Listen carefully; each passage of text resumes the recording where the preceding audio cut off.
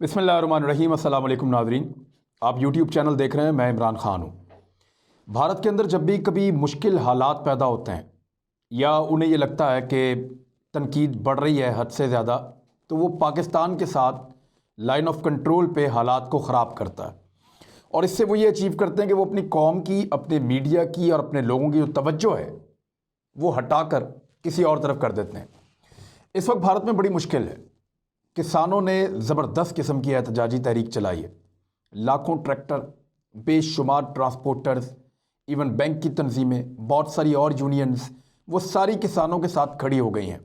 लाखों किसानों ने दिल्ली को मफलूज करके रख दिया है। भारत पूरे के अंदर एहतजाज का सिलसिला जारी है और भारत की हुकूमत को मजबूर किया जा रहा है कि वो घुटने टेक दे।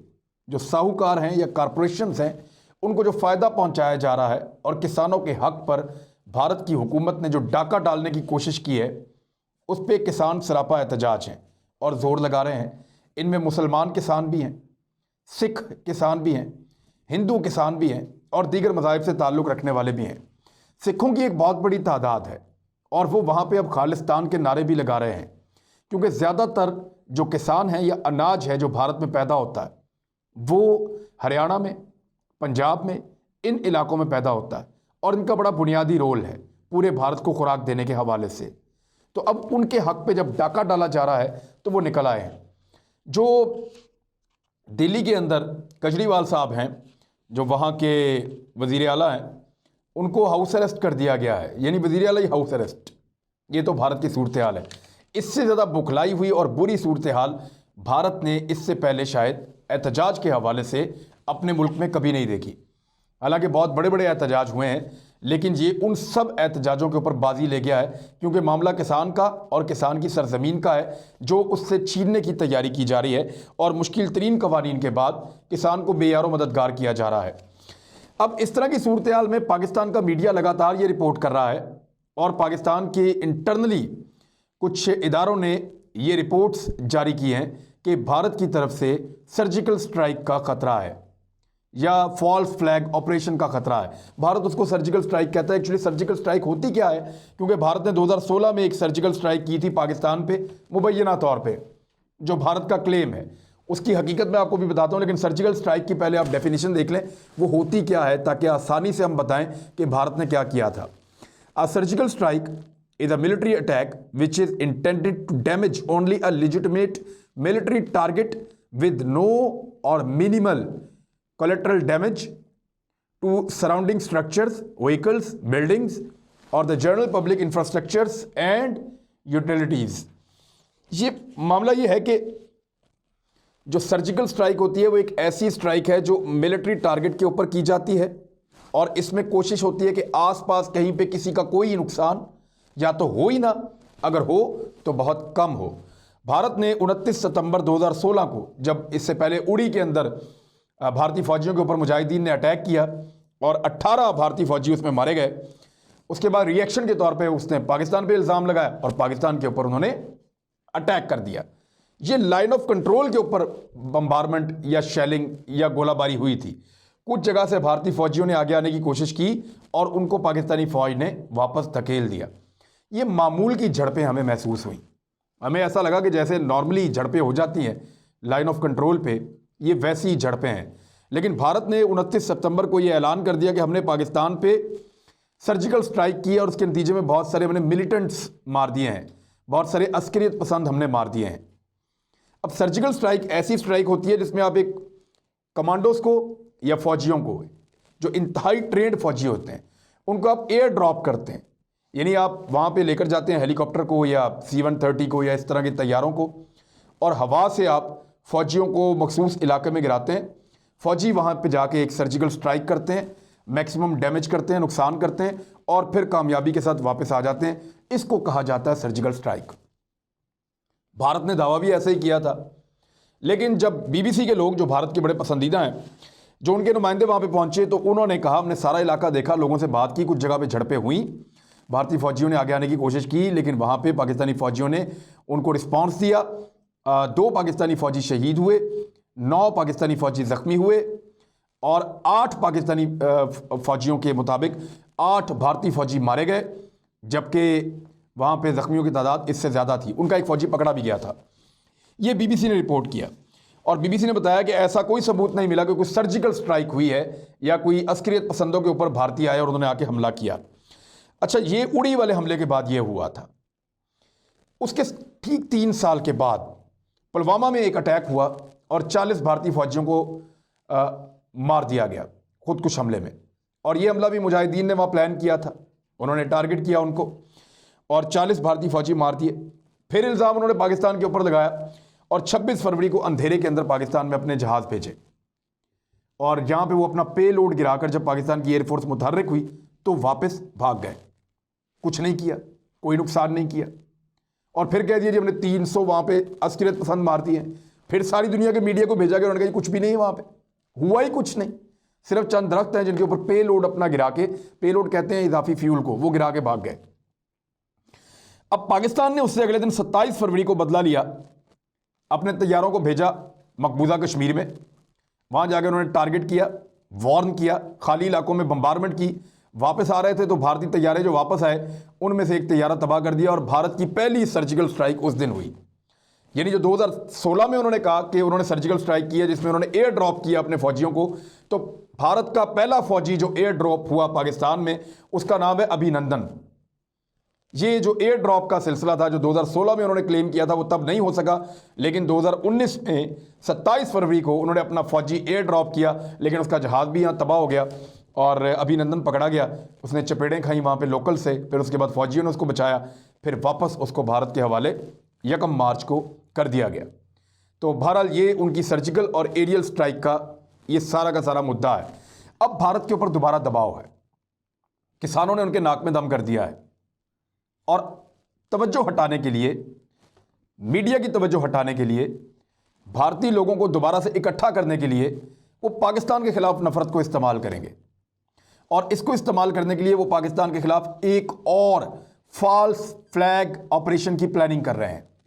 ये बाकायदा पाकिस्तान के पास इंटेलिजेंस रिपोर्ट है, खुफिया रिपोर्ट है कि भारत ने मुख्तलिफ इलाकों से लाइन ऑफ कंट्रोल पे पाकिस्तान के ऊपर हमला करने का प्लान कर लिया है। पाकिस्तान ने उसकी जवाबी हिकमत अमली तैयार की है, लेकिन भारत आने वाले चंद दिनों के अंदर पाकिस्तान पे लाइन ऑफ कंट्रोल पे अटैक करेगा।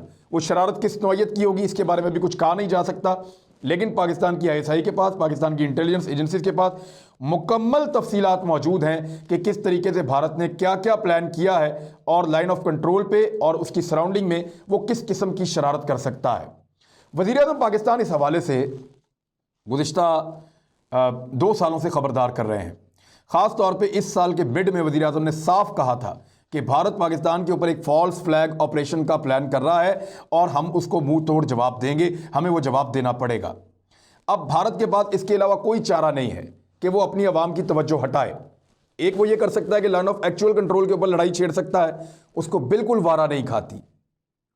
लाइन ऑफ एक्चुअल कंट्रोल के ऊपर चीन के साथ लड़ाई उसको बिल्कुल भी इस वक्त सूट नहीं करती, क्योंकि वहां पे अगर वो चीन के साथ लड़ता है तो चीन बहुत मारेगा। क्यों मारेगा अभी मैं आपको बताता हूं, मैंने कुछ फैक्ट्स इकट्ठे किए हैं वो आपके साथ शेयर करता हूं। हाँ, पाकिस्तान को वो ये अंडर एस्टिमेट करते हैं और पाकिस्तान क्योंकि एक छोटा मुल्क है और पाकिस्तान इस वक्त एक जंग में जाना नहीं चाहता, तो पाकिस्तान को वो मजबूर करते हैं और बार बार छोटी मोटी झड़प करते हैं, यहाँ पे अटैक करते हैं, पाकिस्तान जवाब देता है, वो जाके वहाँ पे भंगड़े डाल डाल के कहते हैं कि जी हमने तो बहुत बड़ी फतह हासिल कर ली है।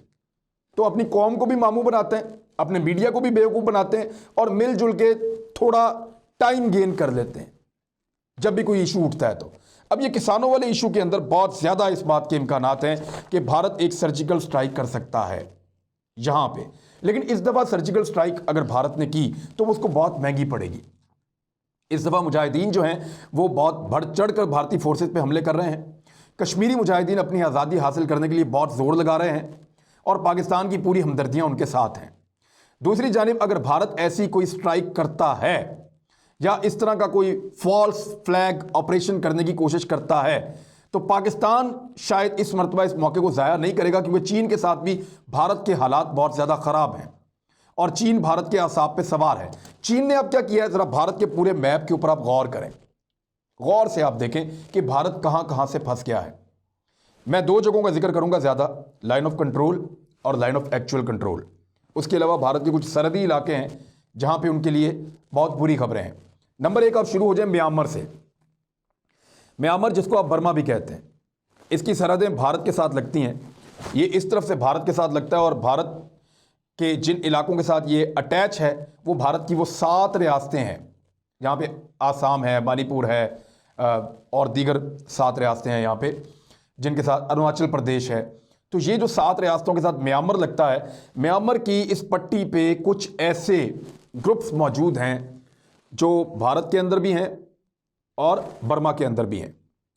इन ग्रुप्स को भारतीय रिपोर्ट्स के मुताबिक चीन सपोर्ट कर रहा है और यहाँ पे चीन की हमायत याफ्ता जो ग्रुप्स हैं उनकी ताकत बहुत बढ़ चुकी है, जो भारत के लिए एक चैलेंजिंग सिचुएशन पैदा कर सकते हैं किसी भी जंग की सूरत में। भारतीय मीडिया ने इसको बड़ा डिटेल से लिखा है। अगर इसके ऊपर आपको ज़्यादा रिसर्च चाहिए तो मैं इसके ऊपर एक अलग वीडियो भी बना दूंगा, लेकिन मुख्तसरन मैं आपको ये बता रहा हूँ कि म्यांमार यानी बर्मा का जो बॉर्डर है वहाँ से भारत के लिए अच्छी खबरें नहीं हैं। दूसरा, बांग्लादेश में अपने आप को बहुत मजबूत किया है चीन ने और बांग्लादेश के साथ बहुत सारे ताल्लुकात बनाए हैं। बांग्लादेश को बहुत ज़्यादा इन्वेस्टमेंट भी दी है, जिसकी वजह से बांग्लादेश ने चीन को कुछ सहूलतें फराहम की हैं। उन सहूलतों की मौजूदगी में इन्हीं 7 रियासतों के साथ नीचे से जहाँ पे बांग्लादेश का इलाका लगता है, यहाँ पे बांग्लादेश फैसिलिटेट कर रहा है चीन को। ये भी भारतीय मीडिया ने रिपोर्ट किया है। और ये जो फैसिलिटेशन है या ये जो सहूलतकारी है जो चीन को यहाँ से मिलेगी, ये भारत को बहुत बुरी तरह डैमेज करेगी। भारत की वो 7 रियासतें एक घेरे में आ जाएंगी, एक बांग्लादेश की तरफ से, एक म्यांमार यानी बर्मा की तरफ से, और अब आ जाएं चीन की तरफ। चीन ने अब एक नया काम ये किया है जो भारत को अब पता चला है और भारत की जो वजारत दिफा है उसको ये इतला दी गई है भारत की इंटेलिजेंस की जानिब से और उनकी फ़ौज की जानिब से कि लाइन ऑफ एक्चुअल कंट्रोल के साथ साथ इस पूरे इलाके में हमारी नज़र चोटियों पे है, लेकिन चोटियों के पीछे जो गहरे इलाके हैं, जो डीप एरियाज़ हैं, वहाँ पे चाइना ने अपने बहुत सारे मिलिट्री कैंप्स बना लिए हैं जो पहले डिटेक्ट नहीं हो रहे थे। और अब उनके बारे में पता चला है कि यहाँ पे भारत के खिलाफ चीन ने बहुत करीब लाइन ऑफ एक्चुअल कंट्रोल के मिलिट्री कैंप्स बनाए हैं, जिनमें से 20 से ज़ायद भारत ने डिटेक्ट किए और भारत को पता चला है कि यहाँ पे चीन की बहुत हैवी मौजूदगी है, चाइनीज़ फ़ौज की। ना सिर्फ फौज मौजूद है, इक्विपमेंट मौजूद है, हथियार मौजूद हैं, आर्मर्ड गाड़ियां मौजूद हैं, बल्कि यहां से वो अपनी नकलो हरकत को बहुत ज़्यादा तेज़ कर सकते हैं और फौरी तौर पे इमदाद फराहम कर सकते हैं। भारत को इस बात का खदशा है कि ऐसे सैकड़ों कैंप्स मौजूद हो सकते हैं, जिस तरह के सिर्फ 20 उन्होंने अभी तक डिटेक्ट किए हैं या उनको पता चला है उनके बारे में। तो चीन ने एक पूरा इंफ्रास्ट्रक्चर बनाया लाइन ऑफ एक्चुअल कंट्रोल के साथ साथ, और यहाँ पे भारत को बहुत बड़ा चैलेंज दरपेश है। 60,000 फौजी चीन के यहाँ पे मौजूद हैं, भारत के 50,000 मौजूद हैं। भारत ने अपनी बेहतरीन फोर्स को इकट्ठा करके इस इलाके में भेज दिया है ताकि वो चीन का मुकाबला कर सके, लेकिन मौसम का मुकाबला इस वक्त मुश्किल हो रहा है। दूसरा, डोकलाम के ऊपर चीन ने घेरा डाला है भारत को और नए एरियाज तक पहुंच गया है, जिसके ऊपर मैंने थोड़े दिन पहले आपको वीडियो दिखाई थी। तो ये घेरा एक और तरफ से भी पड़ गया है। नेपाल के अंदर चाइनीज वजीर दिफा गए और उन्होंने उनके साथ दिफाई मामला तय किए हैं और वहां के आर्मी चीफ से, वजीर दिफा से और बाकी लोगों से, वजीर दिफा उनके वजीर आज़म ही हैं, उन सब से उन्होंने मुलाकातें की और नेपाल के साथ दिफाई स्ट्रेटजी या हिकमत अमली तय की है कि भारत के साथ लड़ाई की सूरत में नेपाल का क्या किरदार होगा। एक और तरफ से घेरा पड़ गया है। बाकी रह गया पाकिस्तान का मामला। तो चाइना की एयरफोर्स इस वक्त पाकिस्तान में है, मिलकर तैयारी कर रहे हैं, कम्बिनेशन बना रहे हैं कि किस तरीके से भारत को किसी भी हमले की सूरत में जवाब देना है। और साथ ही साथ चाइना के वजीर दिफा पाकिस्तान भी आए। जब नेपाल गए तो अगले दिन पाकिस्तान आए और पाकिस्तान के साथ नया दिफाई मुआहिदा MOU करके गए हैं, जिसके नतीजे में भारत में बहुत ज़्यादा तशवीश है। तो चीन, पाकिस्तान, नेपाल, बर्मा और बांग्लादेश भारत को एक घेरा पड़ चुका है और ये सारा का सारा घेरा चाइनीज़ हिकमत अमली के तहत पड़ा है, क्योंकि चीन इस बात को समझता है कि अगर भारत को ना रोका गया और भारत के साथ ये मामला सेटल ना किए गए, चाहे वो कश्मीर के हों, चाहे अरुणाचल प्रदेश के हों, चाहे लद्दाख के हों, चाहे कारगिल के हों, इन सारे इलाकों के अंदर अगर भारत के साथ इन चीज़ों को तय ना कर लिया गया तो ये खित्ता हमेशा के लिए एक एटॉमिक जंग का खतरा लिए मौजूद रहेगा। यानी इस खित्ते के अंदर ये खतरा हमेशा रहेगा कि यहाँ एटमी जंग हो सकती है, चाहे वो पाकिस्तान और भारत के बीच में हो, चाहे वो चीन और भारत के बीच में हो, चाहे वो इन तीनों ममालिक के बीच में हो, चाहे रशिया को इसमें कूदना पड़े या कुछ भी हो। ये खित्ता एक एटमी जंग जो है उसके खतरे से दो चार रहेगा जब तक कि ये जो डिस्प्यूटेड एरिया है इसके बारे में कोई फैसला नहीं हो जाता। तो चीन अब इसका फैसला करने जा रहा है और उसके लिए उसने ताकत इकट्ठी कर ली है। भारत कितना रजिस्ट कर सकता है, ये एक बहुत बड़ा सवाल है। और भारत क्या पाकिस्तान पर एक और झूठ की सर्जिकल स्ट्राइक या फॉल्स फ्लैग ऑपरेशन, जिसको एक झूठा ऑपरेशन कहते हैं, वो करने की कोशिश करेगा, पाकिस्तान को दबाने की कोशिश करेगा ताकि अपने इंटरनल मामला से तवज्जो हटा सके? तो मेरे ख्याल में इस दफ़ा भारत के लिए फैसला बहुत मुश्किल और कठिन होगा। लेकिन अगर वो ये फैसला करता है तो पाकिस्तान को इस मर्तबा इस मामले को एक अपॉर्चुनिटी के तौर पे लेना चाहिए, जैसे अज़रबैजान ने लिया था। अब तक के लिए इतना ही। अपना ख्याल रखिएगा, अपने इस चैनल का भी। अल्लाह हाफ़िज़।